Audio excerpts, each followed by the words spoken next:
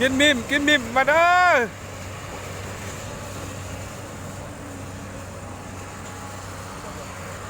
นี่หักบักใหญ่ๆนี่โอ้มาเด้ออยากกินมิมแล้วมาเด้อ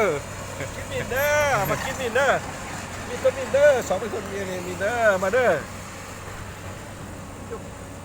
อยู่ป่าเด้อแซ่บๆเด้ออร่อยเด้ออร่อยจิบแจ๊บปลาตุ๊กวัดเลยนี่ทำปากแน่ต้องปากไม่ได้กินเลยกินไหมอามีดเอาปากโอ้เอามือกินเลยโอ้บีบมือจับกินเลยเอาไปในบ้านไม่ใช่ละ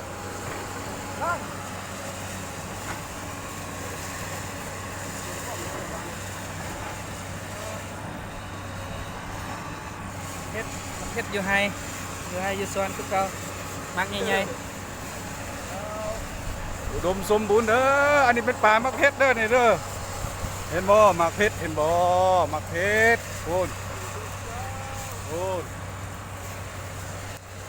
ป่ามักเพชรรถดิ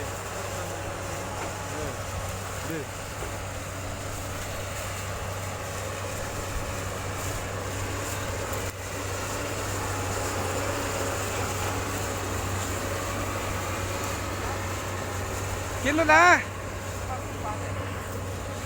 มีดมันอวยนะมือกินแล้วนะปัดไม่แล้วก็เฮ็ดนั่น ปัดไม่เห็ดคือมีดไปเลยโอ้ไม่เหี้ยนี่นี่เอาไม่ครับตัดไปบีบใส่บังไม่เหี้ยคือจบไม่เหี้ยไปนี่นะ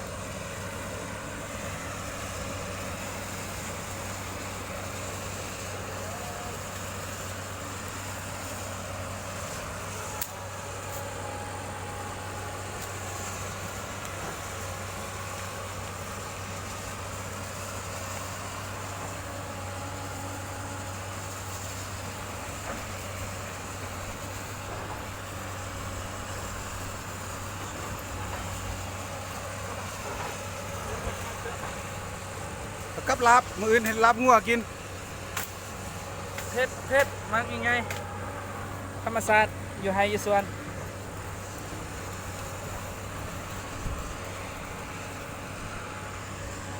กินหางมิมเด้อพี่น้องเด้อหางมิม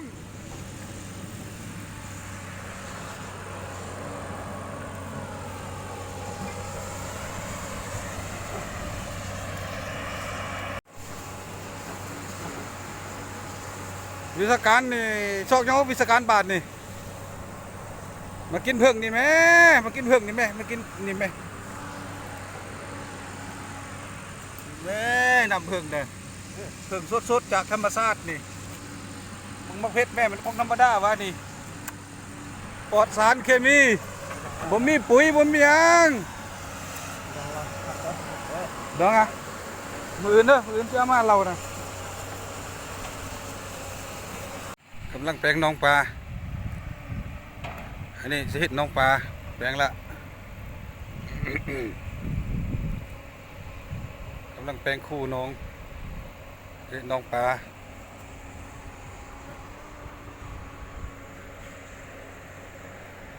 ตึกเบ็ด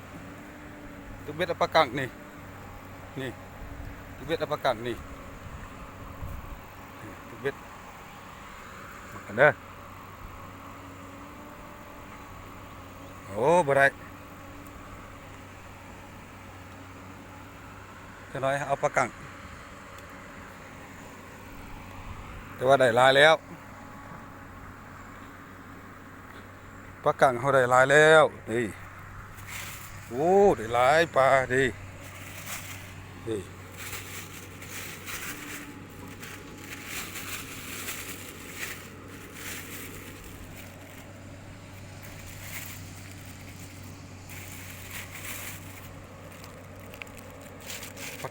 ปลากังไอ้กังได้หลายจะได้เอาอีก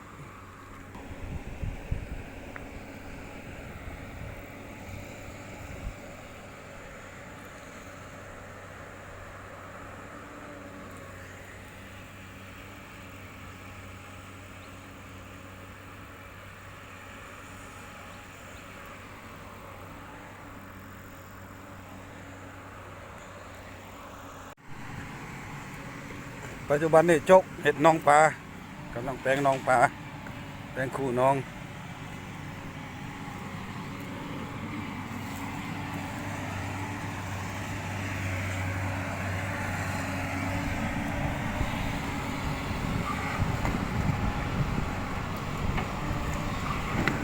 เป็นน้อง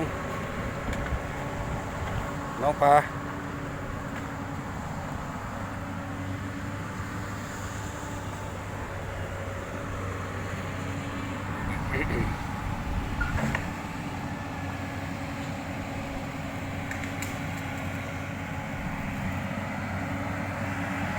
เดี๋ยวนี้กำลังพักผ่อนทีมงานโอ้ยเห็ดลาบมือว่านนี่เขาเห็ดแบบหนึงมือนี่เขาเห็ดแบบหนึง มือว่านเขากินตำบักใหม่บางตอกนี่อันนี้เหล่าเด้อนี่เด้อเหล่าเด้อ การเพิ่นก่อน เหล่าเด้อ มัน มาเหล่าเด้ออันนี้เด้อกับลาบนี่กินอยู่ไฮอยู่ป่าอยู่ดงคือเก่าเป็นไฮหมดหันเห็นบ่แคมห้วยแคมห้องกินแบบธรรมชาติอยู่แบบธรรมชาติ เบิ่งว่านี่กินบ่มีบ่วงปานใด เหล่าเด้อนี่เด้ออื